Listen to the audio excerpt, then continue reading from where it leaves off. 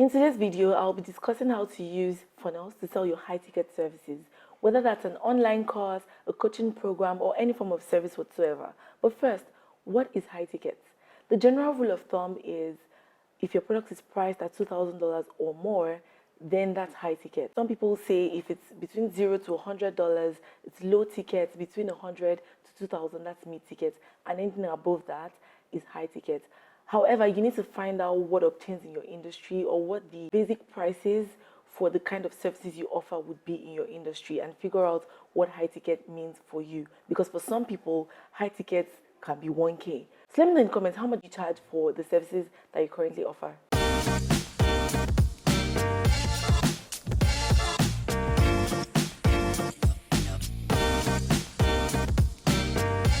If you're new to my channel, hey there, my name is Chris-Amusan. I help service providers, coaches, course creators who are struggling to find clients online to create their strategy and build funnels so that they can start to see consistent and predictable income in their business.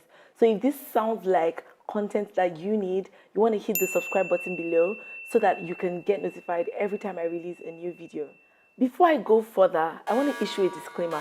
There is absolutely nothing wrong with selling low ticket services. Every business should actually have some form of low ticket introductory offer, even when you have the really premium products. Those kinds of products ensure that, on a day-to-day, you have some trickles of income coming in. You can easily set your low ticket offers on autopilot. So now that that's out of the way, I also want to speak to you if high ticket is not something you're familiar with. In every single industry you operate in, no matter the service you provide, there is always that set of people that is willing to pay a premium for what you offer. So, for example, if you're used to offering the service you currently offer at maybe $500, $100, trust me, for the same energy, you will get people that are willing to get that result you're able to help them get for like 10 times the fee you're currently charging. The only difference is because high ticket isn't really just about price, you need to be able to package properly, ensure that you're delivering value very, very immensely. You're very organized, so your onboarding, your workflow is very seamless. You're delivering a premium experience to your clients, and tech really helps you elevate the way that you deliver your services. At the same time, you also need to ensure that your brand perception is top notch. What does this mean? When people see your branding, does it speak, oh, I would pay a lot to get this, right? Sometimes people may have heard that you deliver great results, but when they come, like they just see stuff that looks very shabby, you're not looking well put together, and that's where branding comes in. Branding from having your logo looking great, your brand colors, your brand fonts, just looking well put together. So if you are someone who may not be familiar with the high ticket space, these are things you want to keep in mind as you watch the rest of this video. I also want to add that there is energy required to sell anything, right? So the same energy that you use to sell that $20, $50 product, you could apply that same energy and, you're selling something high ticket, you get 2 clients, you've hit your goals for the month, and you're good to go. So yes, same efforts, quote and unquote, but slightly different approaches. So what is the best approach when you are selling high tickets? I'm going to go straight to the point. There's something we call an application funnel. You may have encountered one, but not have realized that that's what it was. An application funnel simply means that people apply to book a call with you. That's simply what it means. But I'm going to break it down. Now, many people have application funnels, but they do it all wrong. Here's the thing. There's a high level of connection that is needed to sell high tickets. You can't just send people, you run an ad, you send people to a checkout page and you're asking them to pay you 5K, 2K. It's not going to work. So you need to be able to establish rapport, build trust and all of that. Essentially nurture them and make them see that this person isn't going to do me dirty if I give them my money. And that's why an application funnel is really great, because you get them on a call with you, right? They get to ask you questions. You get to ask them questions. Now, there's one thing I must say. If you set up an application funnel, which I'm going to explain to you in a minute, without properly priming people. So if you get on a phone call with someone and you haven't primed them, you've not built a relationship, they don't know you so well, you've not asked them questions to see if they're the kind of client you want to work with, you will end up wasting a lot of time. The last thing you need is to get on 10 calls every single day for 30 days in a month and you only close 1 client or you only close 2 clients. It might sound like, oh yeah, I'm getting 2 clients. Nah, that's too much. That's really, really too much. So Number one, to set up your application funnel, you must prime them, you must get them to know you better. Now, the basic structure of every application funnel, like I said earlier, is they book a call and then they get on that call with you. The process of booking that call requires for them to apply. So they're going to be filling a form. Every application funnel has a form. They fill the questions, they select a time, and then they get on the call. However, like I said, priming them, there's so many ways you could prime people. I'll just say it this way. There are so many things you can put in front of an application funnel to ensure that you have an application funnel that is working really well. Some people will run an ad to a piece of content that they have on the internet. This could be you carefully curate some content, position it on your Instagram page, run ads to that piece of content, right? And then people see that content. The call to action tells them, oh, if you want to know more about this, or if this sounds like something you need, book a call with me, right? So those pieces of content would have to have been carefully curated to ensure that people are able to self-identify. They're like, oh, this person is talking to me. This person is solving this problem, and this is the problem I have. So you can do that with content. You can do that with a webinar. I really, really love a webinar, so I'll leave that for last. I think that one of the best forms of an application funnel is when you put a webinar before the booking process. Guess what? If you have a speaking event, you could actually use that to funnel people into the application funnel that you've set up.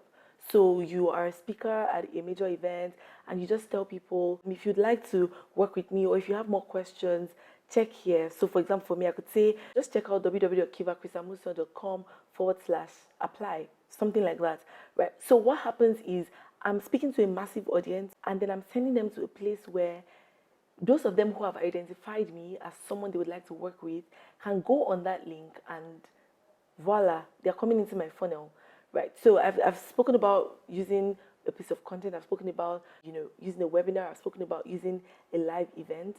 You could also conduct a cold outreach. Now, I'm not one for cold outreaches, but it works for some people. That's how they like to get in people. What's a cold outreach? You offer a service. You identify people online who may need that service. And then after maybe engaging with them online for a little bit of a while, a couple of days, a week, you send them a DM or you send them an email telling them about your services and what you've noticed they are not doing right and how you can help them fix it.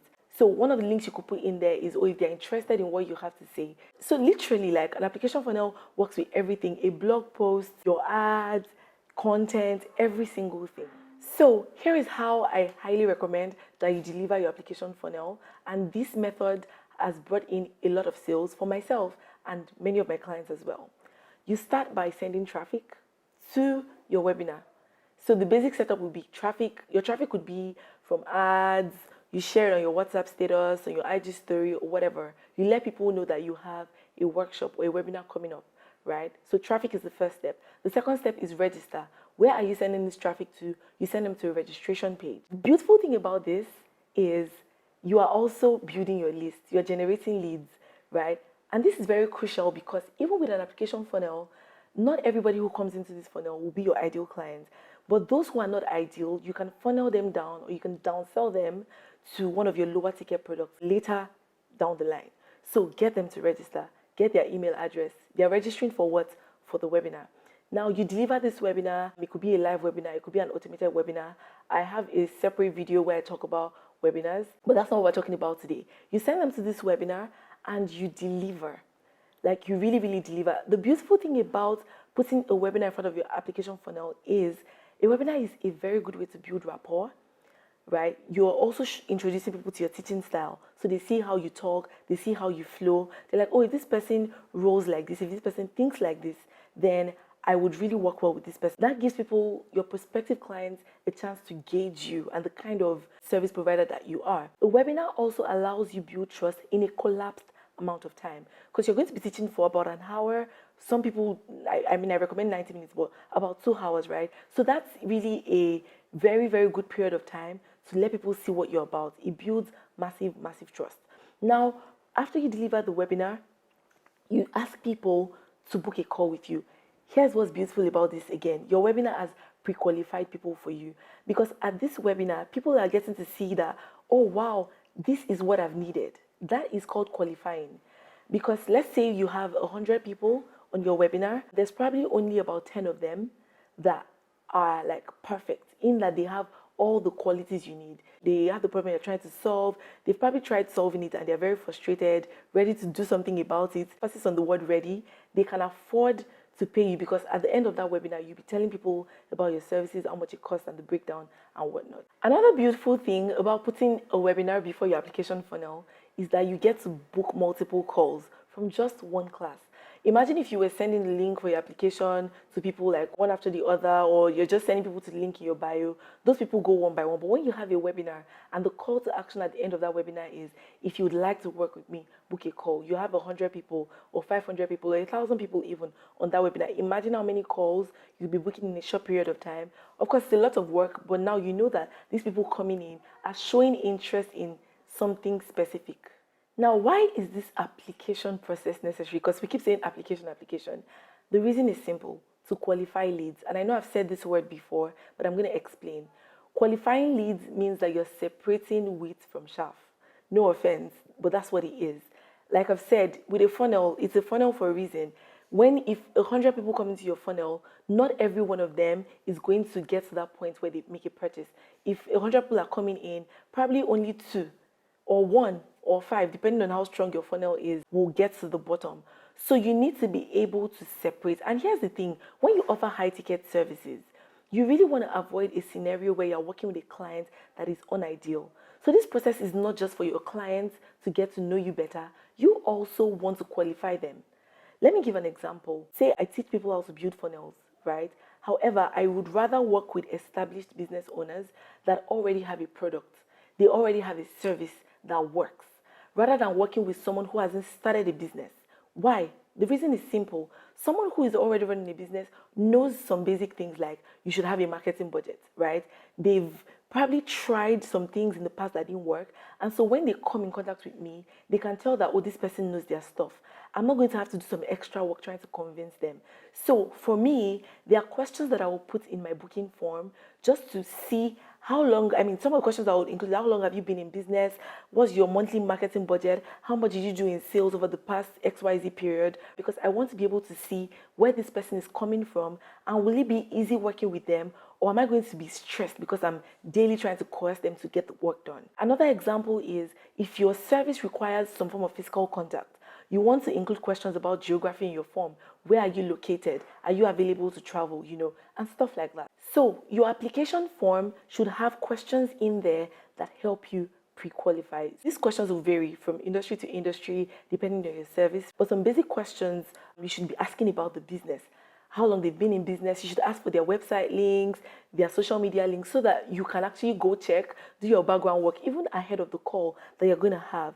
You also want to ask about their pain points, or you could ask, what's the most urgent thing that you need to solve working with me? So you also want to know how soon they want that problem solved, because for some people, if your program spans over 12 months, or if you think that it takes 6 months, 3 to 6 months to get results. For example, I'm a marketer, right? And I know that for SEO services, you won't get results till, say, after 6 months. So if this person is booking for an SEO package, but they want result like in a week's time, you're already getting like, okay, I may need to educate this person. This person may not be ideal for me, or I may need to recommend another service to them. It helps you prepare. You also want to gauge the level of eagerness that they have to solve the problem. There are questions that you can insert to gauge that. And of course, very important, how much are they willing to pay? So for example, in my application form, I usually put it costs a minimum of XYZ to work with me per month, and on average monthly or quarterly package, this amount. Would you be able / willing to invest at this level? And I put like a yes, a no, a maybe. Depending on the answer they put, I ask why. So if you feel maybe, what would be the game changer for you? These are questions you need to ask, things that you need to include in the form. Now, here is one crucial step that I see many people leave out from their application funnels. You need the ability to either approve or decline the calls that have been booked with you. You shouldn't be getting on every call that people book with you. What if you're seeing that this person is not ideal? Like, if you're already telling me you can't afford to pay my basic fee, why are we getting on a call? So you want to use a setup that allows you either approve or decline the call. And let me, just give you a quick picture of how that looks. Someone fills your form. By the time you're reading through the form, you're like, oh my gosh, this person, I would totally love to work with them. So when they fill that form, The confirmation email they should be getting should be telling them your application has been received and we will get back to you. The moment you go in and read what they filled in, you trigger an automation that lets them know your application has been approved, your call has been booked, and I look forward to seeing you. Now, what if you are declining the call? Then the email they get will say, oh, I'm so sorry, based off of X, Y, and Z, I presume that we will not be a great fit working together. But that's not all. You now tell them, here's something that may help you, and you send them to either a low ticket offer or even maybe something free that you have that you're like, oh, you know what, just check this out, this would help you, further along. What you've done is you're still giving value, even though you've let them down, you're letting them down easy. It's important for me to add that depending on the stage of your business, you may want to, not decline calls. And I'm saying this because I remember when I first started out, I wasn't declining calls because I'm like, I want to get on every call. I want to even hear what you have to say, So depending on the stage you're at, you may want to do that. For me, it also helped me do research to really understand what was working or what was attracting people to my messaging. So I'm like, you know what, I would like to interview this person regardless. And then I did that. And maybe even on the call, turns out that maybe someone who did not seem like an ideal lead, you were able to, maybe talk them into it or give them a custom offer that was ideal for them. But that was when I was a beginner. Depending on your stage, do with that what you will. Also, talking about how to set up these automations, declining calls, ensuring that they get a confirmation email, you would need some tech setup. So to set up this process I just described, right, of course, as you may have guessed, I use Dubsado and I highly recommend it because it works well when you need to book calls, approve them, trigger an automation of emails to follow up and all of that. However, if you're not going to use Dubsado, your basic Google Form would work. However, you need to link Google Form to an email automation software. So people fill the form and then you use Zapier to add them to your email list and add tags. That's a longer process, to be honest. If you want to learn more about that, or if you think I should do a video to properly describe that process, let me know in the comments and I will. But let me just keep it very, very short. So what are some other essential ingredients that you need to have for your application funnel? You need a bait. I think I already said that, but I want to say it again. You need a bait. How are people going to know that you even have a link to book a call if there isn't something that piques their interest? The perfect bait is always good content. So whether that's a lead magnet or a webinar, like I said, or your blog post or whatever, you need a bait. People chew on that bait. That bait is so good and they're like, oh yes, I want more. I want to book a call. That's how it works. You need to ensure you're delivering value, like I said, because if you give them the bait and the bait is like, oh, what's this? They're like, oh, this person is just saying nonsense. I don't want to book a call. So you want to ensure that you're delivering value. You're making a very, very, very good first impression. Also, you need social proof. Here's the thing, right? You don't want to wait till the point you're on a call with the person or with this prospect to start trying to convince them that you're all this and all that. So the way your content is structured, the way your lead magnet is structured, slip in some social proof or some testimonials and let them see that you actually have results and you know what you're doing. Now, the final thing you need for a good application funnel, as you can imagine, is to deliver a very good call. Some people call it the discovery call, some people call it a sales call, whatever name you give it. Of course, you need to come correct on the call. You've done all the good work. Now that you are having a one-on-one with this person, you want to ensure that you're able to close that sale. So the first thing you want to do is build rapport. So when you start the call, ask a few questions. So where are you from? Here's where I'm from. Introduce yourself, just the basic stuff, right? And then secondly, you want to let them tell you their pain points. On this call, actually, the prospect should be doing more of the talking. You're asking questions and they're saying a lot about themselves. At the end of the call, so after they've told you the problems they're having, why this problem is like really, really stressing them out, blah, blah, blah, then you can now go ahead to be like, okay, of course, if they're coming from your webinar, they already know about your service. You're like, oh yeah, this is how this and this will help you. You're taking them the extra step. So you want to ensure that you clarify expectations. Again, if you did a webinar, that would have done this for you. But if you did not do a webinar before your application funnel, you're telling them, this is what I offer. This is what I do not offer. That one is also very important because as service providers, we sometimes run into problems with scope creep, where a client is asking for more than what we promised and all of that. Of course, you take care of that with your contract when you bring them on, but you can also do a lot of that work on the sales call. Finally, while you're on the call, you want to be a straight shooter. If your product will not work for this client, you want to be upfront and let them know. Like, no harm, no foul. Let them know, oh, I don't think I'm the best person to help you solve this problem, but I could recommend a colleague or I could send you, a link. I know somebody, or you just tell them you don't know, or you don't have the solution to your problem and move on. Be a straight shooter. Integrity is important. Do not sign on a client because you need money, even if you can't solve that problem for them. A very good way to ensure that you have a good discovery call is to work with a script. I don't use scripts for all my calls, to be honest, depending on clients. Sometimes I'm very nervous and I just have like an outline of questions I need to ask. Do that and it would really help you. So have you been able to appraise your business? Perhaps you offer a high ticket service and you'd be like, oh my God, why is this so hard to sell? Well, have you been able to identify maybe one or two things that you've not been doing right? Let me know in the comments, one new thing you learned and one new thing you intend to add to your funnel to ensure that you're closing those high ticket sales. See you in the next video.